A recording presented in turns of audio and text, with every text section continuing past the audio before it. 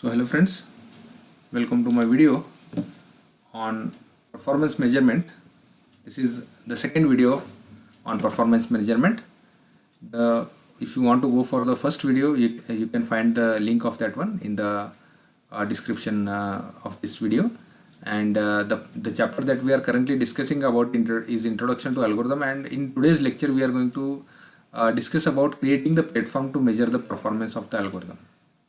So how we can create the platform to measure the performance of the algorithm, and my next lecture will be on profiling tools, and that is also available in my channel. After this you can go and check my profiling tools and performance measurement.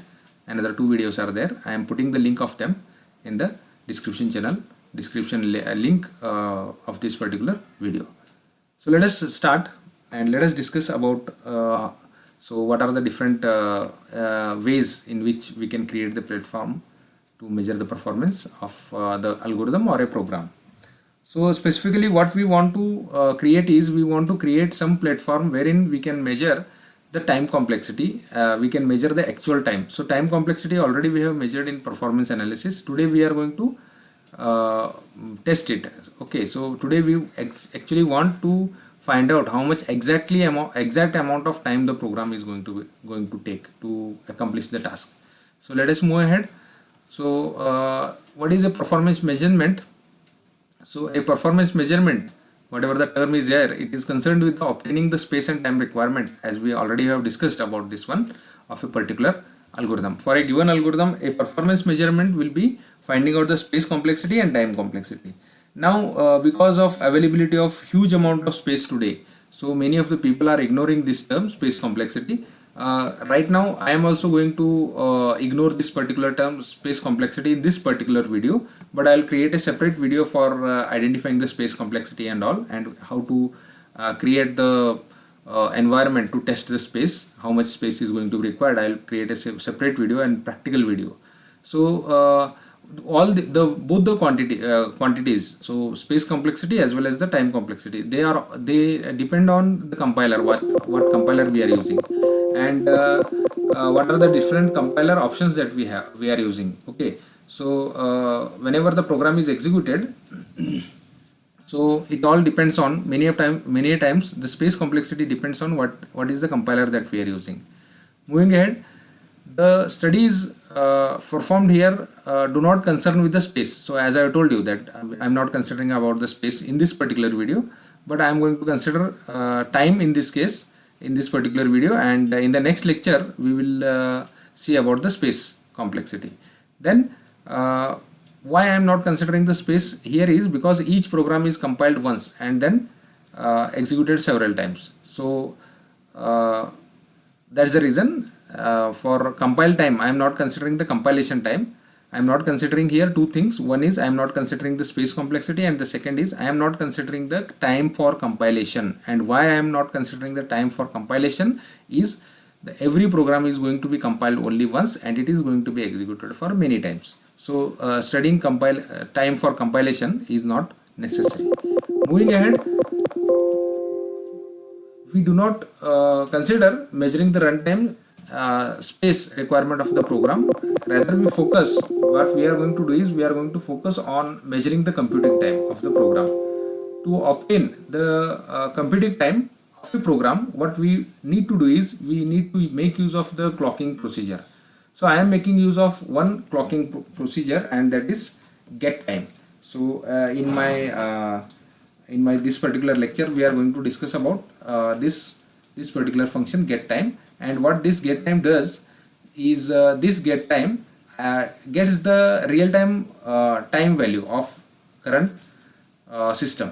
Okay, currently what is the time, so it takes that particular value. So get time is the function that we are going to use to perform the study of this performance measurement. So I am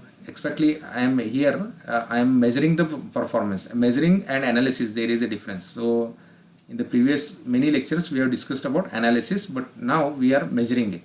Okay, so it is post implementation. So whenever we implement the algorithm, that is whenever we have a program with us, we can measure the performance. So let us move ahead.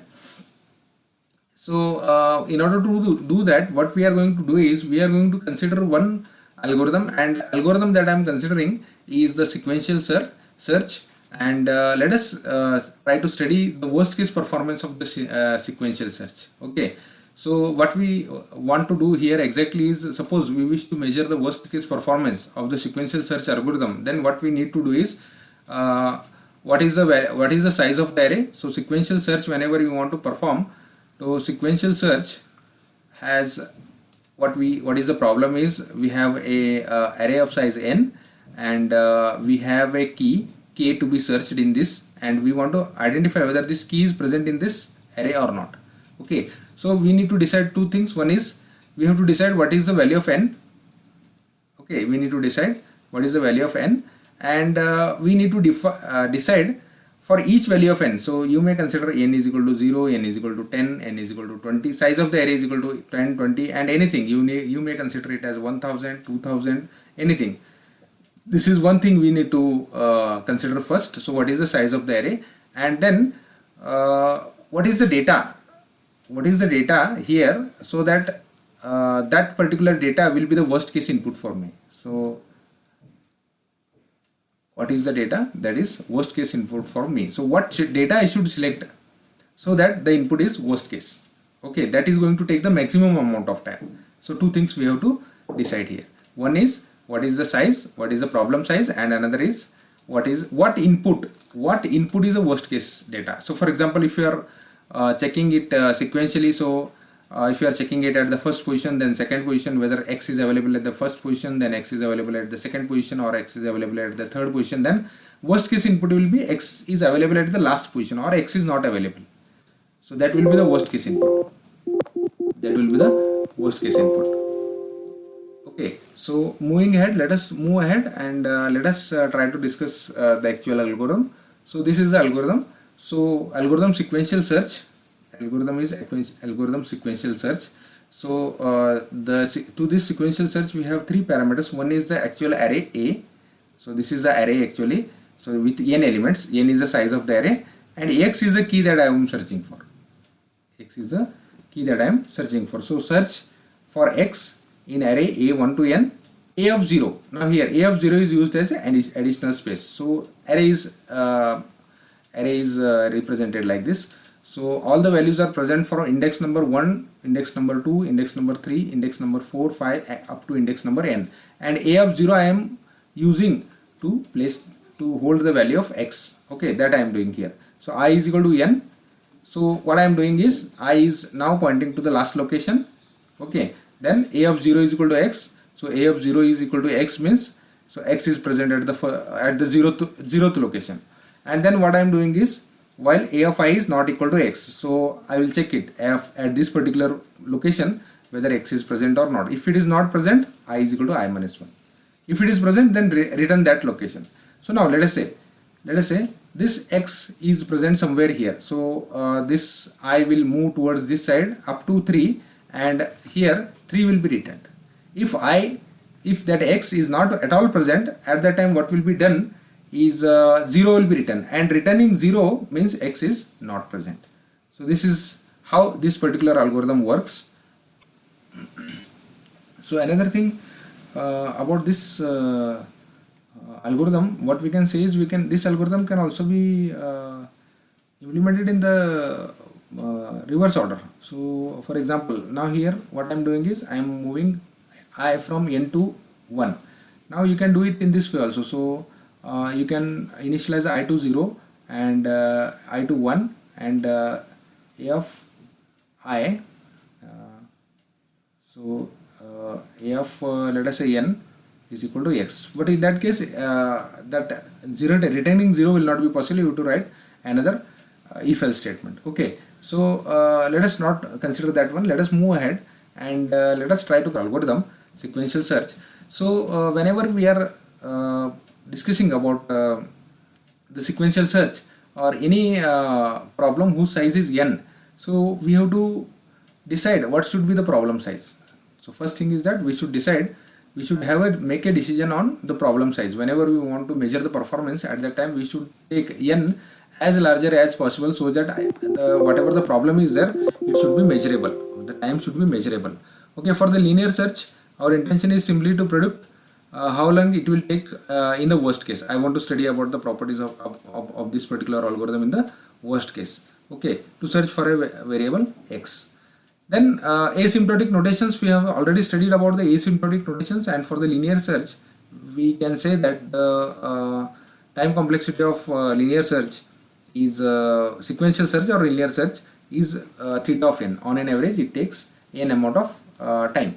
Okay, so even if we know that it takes n time, sometimes it may happen that it is taking more time as compared to that. So in practice, what we need to do is we need to have two values, two or more than two values. For example, let us say if I want to study the, let us say, properties of linear search algorithm, I know that the linear search or sequential search algorithm, so it is linear, so growth of this one grows linearly. Okay, so if you know, sometimes we assume that if I know any 2 points, I can connect that 2 points and then I can extend that function further. Okay, and by creating a straight line. So linear function are straight lines, they generate the functions which are growing linearly. So a straight line is generated. But what may happen is sometimes it may happen that even though the equation consists of, let us say if the equation is f of n is equal to 5n plus log n plus 1, even though the equation is highest growing function in this particular equation is 5n, but log n may have some impact on this for larger value of n, and it may not be a linear graph, but it may be a some let us say parabola or hyperbola because of the effect of this particular log n on n. So that's the reason that we should have more than two values. So we should always study any algorithm for more than two values. So number of times we should study is, it should be as larger as possible. So we should study for 10 different situations. Okay, for example, n is equal to 10, what is happening, n is equal to 20, what is happening, n is equal to 30, what is happening. So at least 10 or at least 10 values we should study. So up to we can go up to 20 values to study the performance properties of any algorithm. We should do this one. One thing is why we should have two values is sometimes asymptotic analysis, it will tell that the behavior of the algorithm is linear or it is quadratic or it is exponential, but there can be some other functions which may grow very quickly at the larger values of n, and they will have their impact on the growth function. So that is the reason that we should do it for more than two values. Then yes, the same thing I am trying to discuss here. So it may happen that sometimes if this is a function, then c1 into n, the complexity is n here, but c2 into log n, this value can have more impact sometimes for larger values of n, and that's the reason that we should go for more number of points, more number of analytical points, let us say. Moving ahead, so let us say let us go for 20 different values. Let us try to find out the time for n is equal to 0, sequential search, n is equal to 10, sequential search time, how much it will be, 20, 30, 40, 50, 70, 60, 70, 80, so on up to 1000. Okay, now this is the older study. Now I am referring some book, and from that book I am doing the I am discussing the same things. Today if you want to do the analysis or measurement for these values, then your computer will always show you the 0, this one. In my practical video I am going to take the problem size as 1,20,000. Okay, and that video is already available. I am putting it onto the description section. Okay, and so here that is not the sequential search, that is some other algorithm, but the thing is that let us try to find out the actual time required for these problem sizes, and then let us try to find out the study the properties. Okay, and let us try to see that how I can find out how I can create the environment so that so as to find out the runtime values, or so as to find out the comparison of different algorithms. So let us move ahead. So this is the time search algorithm. Now in this time search algorithm, what exactly I am doing is I am calling this sequential search algorithm, which is already we have discussed, sequential search A0 Nj. So 0 is the key that I am searching for, and this is the size, these are the sizes. Now I am taking different sizes for the array. Okay, so that's the reason that I am considering an array of numbers, array of problem sizes it is. So this is the given array. Okay, and I want to do it for different problem sizes. These are the different problem sizes. So for j is equal to 1 to 1000, for j is equal to 1 to 1000, what we can do is here you can observe that what I am doing is a is an array, and in this array I am reading all the values. So a of 1 is equal to 1, a of 2 is equal to 2, a of 3 is equal to 3. So I am taking an array of size 1000 and I am putting the values 1, 2, 3, 4 so on up to 1000 in that particular array, and they are all in the ascending order. So this is a series I am directly putting into the array. Okay, and this is the array A. And then what I am doing is I am for j is equal to 1 to 10. Now I am generating this type of a table. I want to generate this type of a table where n 0 to 90 values are considered and 100 to 1000 values are considered. So here what is done, you can see j is equal to 1 to 10. Okay, n of j, so n of 1 is equal to 10 into j minus 1. So it will be 10 into 0 because j is 1, so it will be 10 into 0. So n of 1 is equal to, so first value n of, now it is 1, n of 1 is equal to 0. Then n of j plus 10, so that is n of 1 plus 10, 11, n of 11. So now let us say this is 11th position, n of 11 is equal to 100 into j, 100 into 1 is 100. Then j will be 2, 10 into j minus 1, that is 10. So 2 minus 1, 10, 10 into 2 minus 1 is 1 and multiplied by 10. So this will be 10 and this will be 200. This will be 200, so 100 into 2. For 3, so it is 3 minus 1, 2. 2 into 10 is 30. And this will be 300. And in this way, the 10 values will be generated up to 9 and this value will be 1000. Okay, then for I is equal to 1 to 20, I am executing this particular program for 20 times. Okay. And the reason to do that is I want to study it for many times. I want to study it for many times. Okay, for I is equal to 1 to 20 is this one. So j is equal to 1, j is equal to 2, j is equal to 3, j is equal to 4, this is j is equal to 10, this is j is equal to 11, 12, 13, 14, 15, so on up to 20. So for all these 20 values, for all these different 20 values of n, I want to find out the time. So that is the reason that this j loop is taken. So h is equal to get time, sequential search a 0 and n of 1. N of 1 is 0. So n of 1 is 0. So if you go to the sequential search, in that case there is no value into the sequential search. So array size now here is 0. Array size is 0. Then so I is equal to n, it is 0. I will be 0. Then while a of I is not equal to n, so directly the value will be identified here. The value will be directly identified here and it will be returned. Okay, because the array size is 1 and that element is 0 itself. That element is x itself. I am searching for 0 and 0 will be placed. So it will take only one comparison and it will return. So it will take very less amount of time. Then for 0, what is h and what is h1? H is the start time and h1 is the end time. So if you want to find out the time required, h t is, then it will be h1 minus h. You have to do that subtraction. For again j will become 2 now and the same thing will be done with n of j is 10. Now 10 elements, the operation will be performed on 10 elements.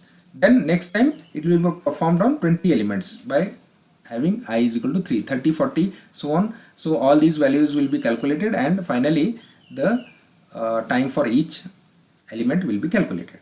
Then let us try to see the result, what is happening, how much time we require. So n is equal to 0, practical time required is 0 millisecond or microsecond. For 10, 0 microsecond, 20, 0 microsecond, 30, 0 microsecond, 40, 0 microsecond, up to 90, 0 microsecond. For 100 also I am getting 0 microsecond. So for 300 I am getting 1 microsecond, but for 400 I am getting 0 microsecond. So here I am not getting the proper values. I am not getting the expected values. What I expect is, as the value of n increases, so let us say this is n, the time should increase. But what is happening is, for any value the time is remaining this one. This is actual output, and what is expected is this one. The function should grow in this way. Whereas what is happening is, it is happening for this. This may be happening because of smaller value.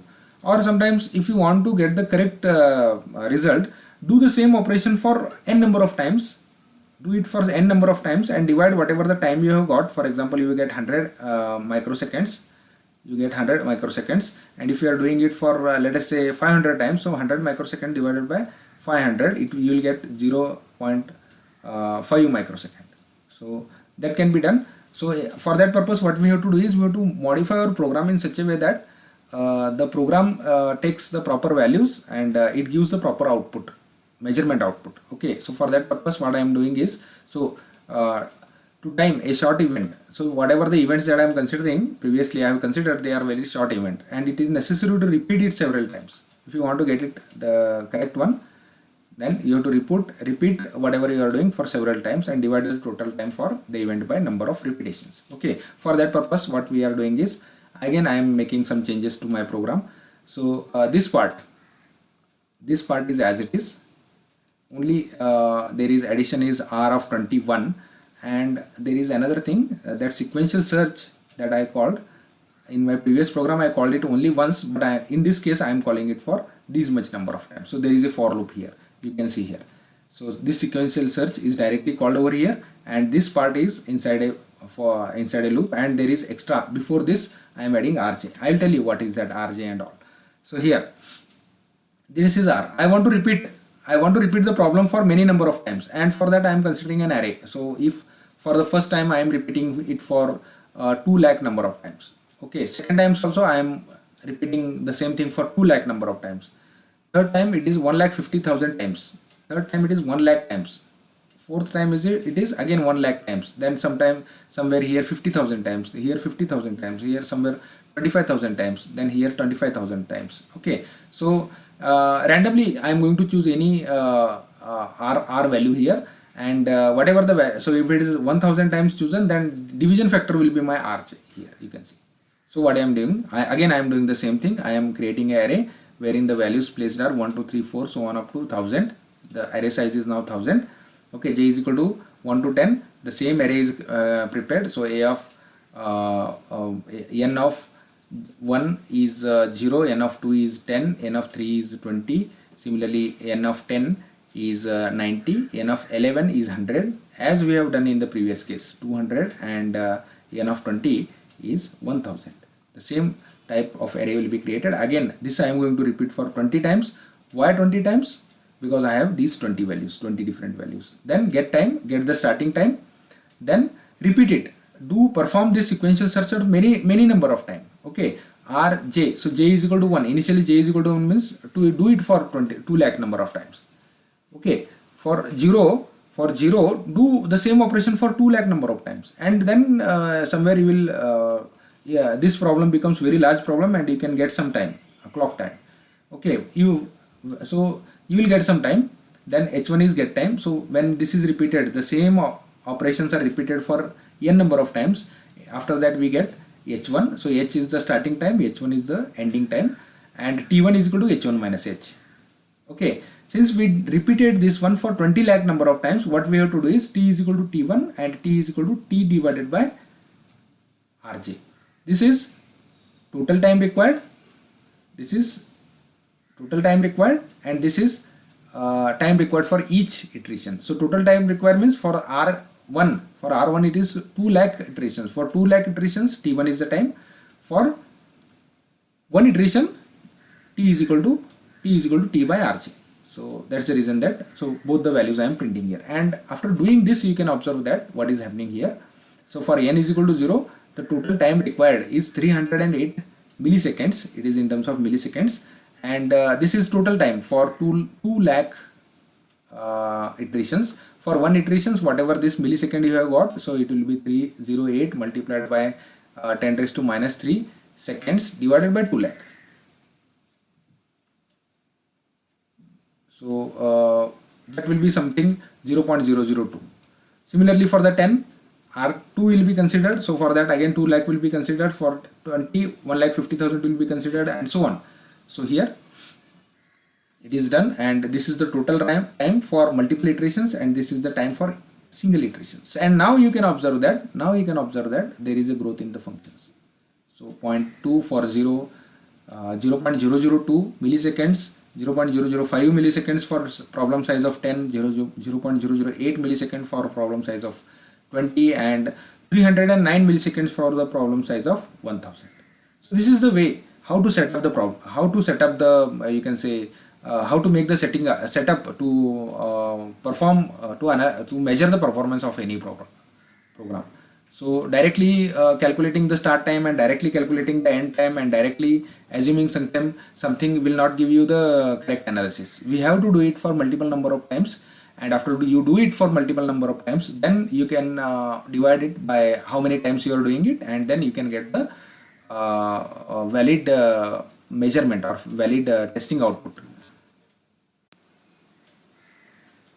Moving ahead, sometimes we do it, and generally while trying we calculate the time in the improper way, and this improper way of calculation will not give you the correct result. Here what is being done is, so for I is equal to 1 to rj, get time and then sequential search and get time. So what you are doing is you are calling it for 22 lakh number of times for j is equal to 1, but what is happening is for each time you are getting the get time. So for the first iteration you get the get time, and then sequential search, and then you get the second time, and you are trying to do the averaging over here. So you are adding at the time, it is not going to give you the correct result. So this is the improper way. You should not use such way to calculate the actual time, practical time. Let me show you another improper way. So here also let us say, instead of doing it in the for loop, you have some desired time. Let us say desired time is equal to 10,000, and you want to execute this program for 10,000 times, this part for 10,000 times, and you are calculating the sequential search. Okay, here also you are getting it within this one. So what is the thing is that this part should be repeated, and before repeating this part we should get the starting time, and after completion we should get the ending time. So if you want to write it in this way, this is one of the timing constraints, wherein you should read the starting time outside the while loop. Okay, and then you can read the ending time inside the loop, and every time you can go on subtracting the values. So these are the setup required whenever you want to measure the performance. Now measuring the performance is, you are actually writing the program, and you want to find out the time, how much exact time it is requiring to complete the task. So this is all about the first part of this video lecture. Let us go ahead and let us discuss about the planning, how the experiment is to be planned. So whenever you want to get the actual time, practical time, so you have to plan the experiment. What are the things you should look for? Okay, so whenever you want to plan the experiment, at that time you should look on what is the accuracy of the clock. This is very much important. Okay, how accurate do our result have to be? Once the desired accuracy is known, we can determine the length of the shortest event that should be timed. Okay, so this is very much important. How much accuracy of your clock, and some study is to be done for that purpose. And I am not going to discuss that one in this particular video. I can create some other video how to measure the accuracy. Second thing is that for each instance size, a repetition factor needs to be determined. How many times I should repeat it? So in the previous case, we have repeated this one for 2 lakh number of times, then 2 lakh number of times over here, 1 lakh 50 number of times, 1 lakh times, 1 lakh times, 50,000 times, 50,000 times. This is 25,000 times, somewhere 20. So we have to decide how many times I should repeat. So as you go on repeating this one for more number of times, it may happen that repetition time will impact your actual time required. Okay, so unnecessarily you are adding some overhead to that. So again, it should not be very low. The value of repetition should not be very low, because again it will not give you the correct result sometimes. Okay, then the third thing we should consider is, are we measuring the worst case or average case performance? If you are measuring the worst case performance, whatever the experimentation we have done, that is fine. For the average case performance, so on an average, so for the average case performance, how you should design your experiment is, whatever your problem is there of size 1000, so search for the element at the first position, search and calculate the time, then search for the element which is at the second position, calculate the time, search for the element which is at the third position, calculate the time. So calculate it for all locations and then calculate the average of that. So that will be the average case performance. So another thing we should know about is what is the purpose of the experiment, why I am doing this particular experiment. There can be two reasons. So whether I am doing it for comparative purposes or I am doing it for predicting the runtimes of the problem. If you are doing it for predicting the runtime of the problem, runtime of for example linear search or sequential search, if you want to find out sequential search runtime, in that case, so what generally happens is whenever I write the program, I read the input, then I perform sequential search, and then I write the input. So whenever you want to find out the runtime, at that time you should only read for the performance of sequential search. You should you should delete the time required for reading and writing. So that's if latter is the case. If you are doing it for runtime, okay, then contribution to the runtime from such sources as repetition loop and data generation is taking the input need to be subtracted. If you are doing it for comparative analysis, then the times needed should not be subtracted. For comparison, you should not subtract the time needed. Okay. The next one is, in case the times are to be used to predict the runtime, then we need to fit the curve through the points. Okay. So as we have already discussed that even if this is the function, so here you can see that the complexity of this particular function is n log n. Okay. So I cannot say that it is going to depend only on n log n, but another factor is a1 into n, and for very larger number of n, what is going to happen is a particular parabola or hyperbola will be created something like this. The growth function will be something like this, and we have to keep that one into our mind. Generating the test data, as I have told you in my table, the tabular format, you can generate the test data in that particular format. So you should also take care of how we should generate the test data. So generating the test data and data set that results in the worst case performance of the algorithm is not always easy. Worst case is very much difficult, and average case is more difficult than that. Then in some cases it is necessary to use the computer. Make use of computer. You can make use of the softwares like Microsoft Excel to keep the record of all the timings. Okay, or you can make use of some databases, or you can make use of any analysis tool. Then sometimes the set of values of the instance characters of interest, we generate suitable large number of random test data. We have to generate very large number of test data. Okay, the runtime for each of these test data must be obtained. So this is about the generating it for the worst case. Similarly, it can be generated for the average case. To measure the average case time, it is usually not possible to get the average of all the outputs. Okay, so taking average of all output means how many possibilities are there. So there are n factorial possibilities. Which input, what will be the array, and what is the size of n. So array can be placed, values into the array can be placed in n factorial ways, and getting all the n factorial possibilities is not possible. Okay, so generally we do it for some number of values, and then we take the averaging of that. So that's up.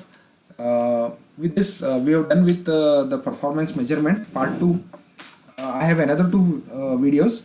One is the profiling tools. You can go through that profiling tools and actual practical timing finding out program. So both the videos I am putting them onto the description section of this. And I also request you all, if you find that this particular video lectures are suitable, then what you can do is you can share these video lectures to your friends.